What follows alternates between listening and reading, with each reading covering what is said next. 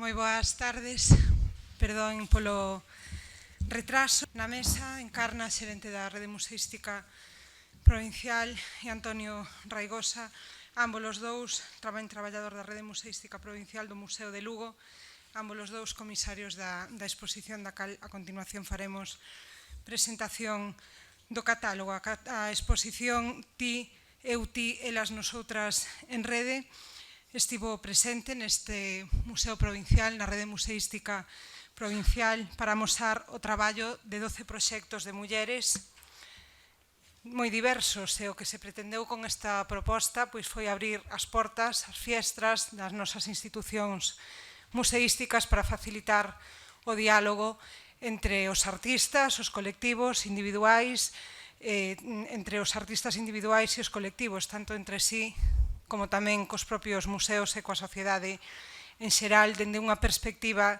de xénero e afondando sempre na diversidade.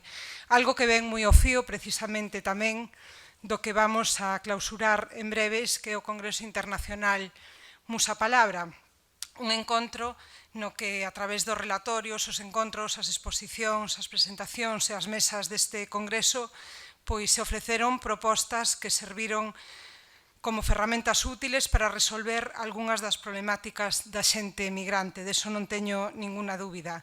Tamén procurando pontes sempre para o diálogo mediante a palabra, para dar voz a quen por razóns de sexo, de razóns económicas ou ben de conflicto, necesita que os valores da igualdade, da xustiza e da paz se impoñan finalmente.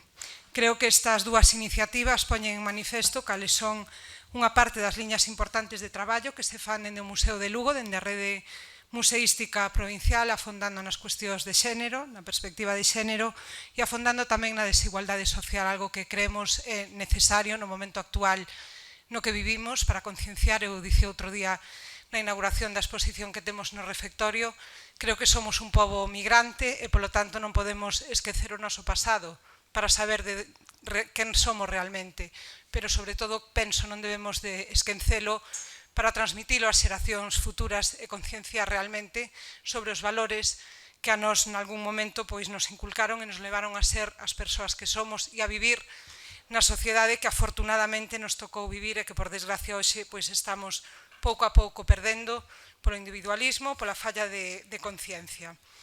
Dende a Rede Museística Provincial vense traballando dende fai moito tempo na nova museoloxía, unha museoloxía social que trata de abrir as portas dos museos e convertilos en espacios culturais, pero para a sociedade en xeral, en espazos abertos, onde se poda divulgar arte, sí, onde podamos compartir con artistas, debatir, pero tamén en espazos onde podamos encontrarnos coa sociedade, algo que a ninguén lle pasa inadvertido, é importante abrir as institucións.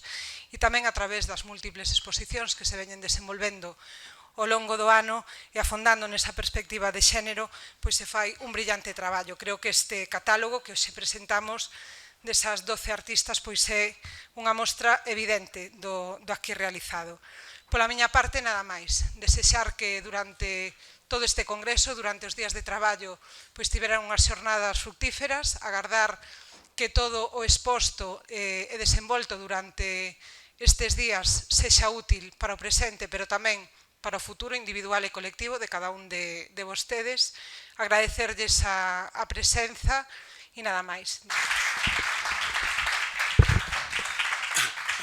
Bueno, brevemente, porque efectivamente, como acaba de decir a deputada, é o último acto de peche deste congreso, que parece que non, pero xa leva 5 días, así que hai que ir dormir, hai que ir descansar.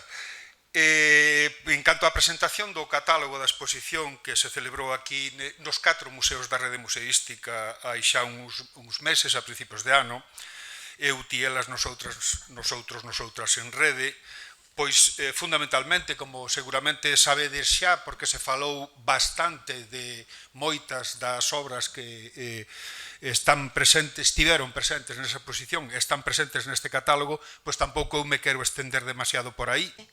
Empezar ca frase non pasa nada é ben doloroso.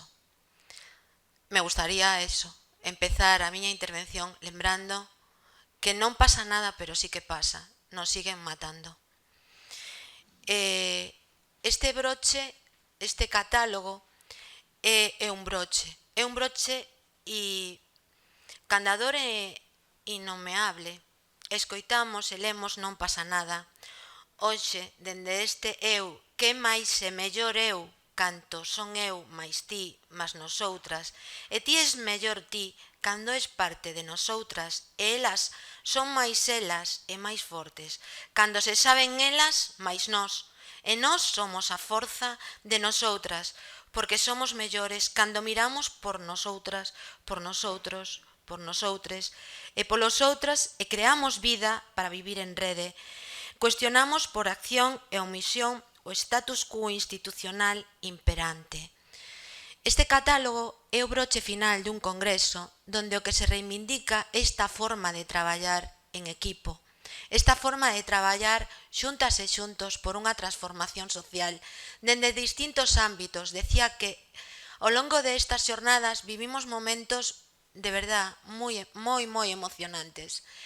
Ver como as nenas e os nenos facían de ponentes, como lle dábamos voz a persoas de outras culturas, o sea, nesta institución se deu voz á diversidade para mostrar que a diferencia é o que construímos, pero que temos que construir é un mundo con dereitos. E deso falan porque tratamos de vencellando o mundo educativo, que tamén o reflicte este catálogo, porque vencellado á creación e a este proxecto houve un montón de obradoiros, máis de 100 obradoiros nos 4 museos da rede, porque pensamos que a educación é a que nos fai libre e vai a ser a que nos mova para que sí que pase algo. Por iso, dende o ámbito da educación infantil, da educación secundaria, da universidade, profesionais de todos esos ámbitos denos se cita estes días aquí, porque pensamos que é fundamental a educación, a liberdade, os museos da liberdade. Tamén dende o hábito do terceiro sector, cando a sociedade se organiza en grupos, é porque algo pasa. Algo pasa e fai falta. Están berrando por chamar a atención de que necesitamos esa forma de traballar en rede. E a creatividade, o mundo das ideas, o mundo da innovación. Por eso, esa complicidade cas nosas artistas, cos nosos artistas, para xuntas e xuntos aportar esa creatividade e esas ideas que podemos ver reflectidas tamén nesta publicación. E por outra parte, o que é o patrimonio dos museos da rede.